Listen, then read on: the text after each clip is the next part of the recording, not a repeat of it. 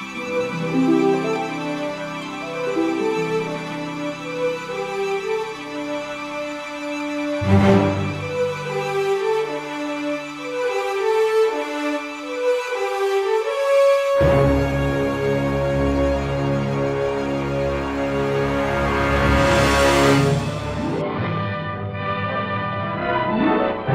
Hollywood comes the most exciting motion picture news of 1938. Walt Disney has completed and released his first full-length feature production, Snow White and the Seven Dwarfs. Following the success of Snow White and the Seven Dwarfs, Walt Disney began to get requests for visits to his Burbank studios and realized a functioning movie studio has little to offer its guests. As early as 1932, Walt applied to the city of Burbank for permission to build a family park on 16 acres across from his studios, but was turned down. He and his family visited LA's Griffith Park on the weekends. There, he began to foster ideas of building a site for tourists to visit as an alternative to the dirty boardwalks of the day.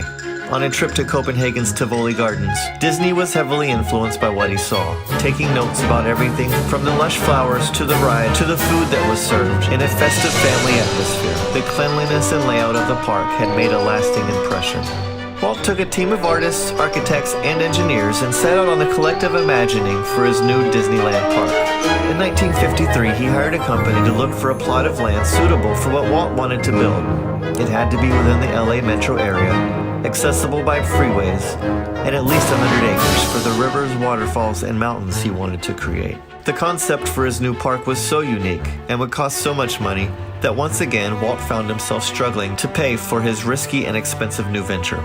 Even his brother Roy was against the idea, and the disagreement led to an ugly split between the brothers, although it was he that ultimately landed the funding. The news was made on the ABC television show that shared the park's name. In an unusual contract, Disney provided ABC with a weekly hour-long program in exchange for funding. Disneyland was already 4 months into its construction when the park was officially announced to the general public, just 1 year before its scheduled opening date. Welcome. I guess you all know this little fella here. It's an old partnership. Mickey and I started out the first time many, many years ago. We've had a lot of our dreams come true. Now we want you to share with us our latest and greatest dream. Walt planned out all the 5 uniquely different lands to every detail.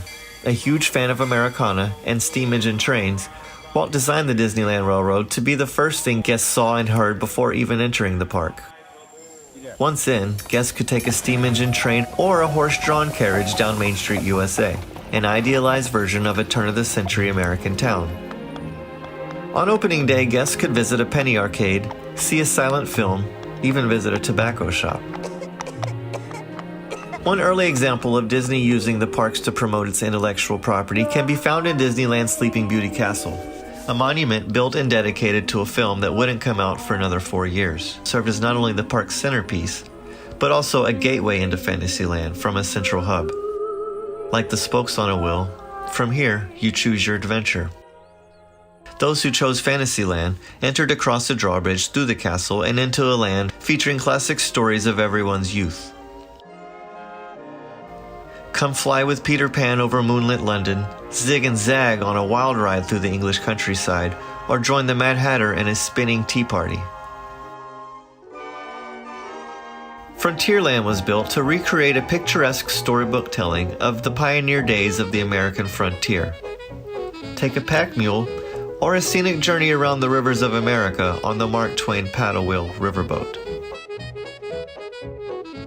Adventureland took guests into an exotic tropical place in a far-off region of the world.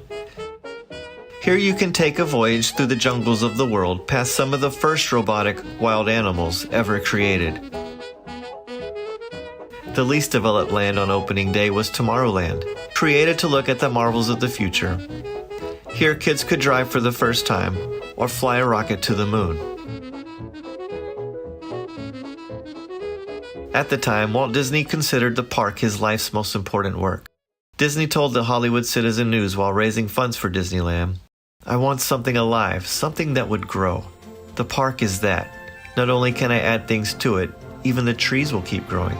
The thing will get more beautiful year after year, and it will get better as I find out what the public likes. I can't do that with a picture." Walt's brother, Roy O. Disney, purchased the first Disneyland ticket for $1 on July 18, 1955.